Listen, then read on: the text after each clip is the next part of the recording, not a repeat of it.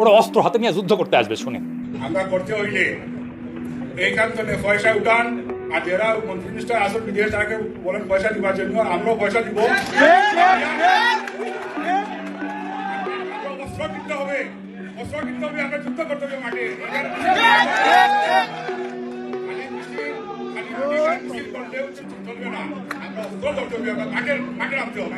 এরা ইউরোপের মাটিতে বসে অস্ত্র হাতে যুদ্ধ করার কথা বলতেছে, আর প্রফেসর ইউনূসের সরকার ঘুমায়।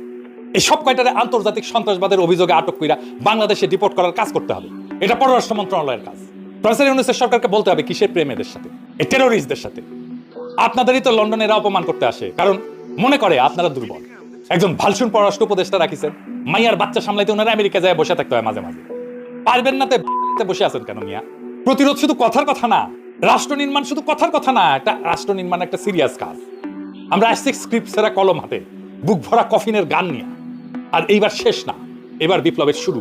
বিপ্লব বিজয়ের বিউগল ধ্বনি বাজানোর, আওয়ামী ফ্যাসিবাদের সকল লেসপেন্সারদের নির্মূল করার শুরু।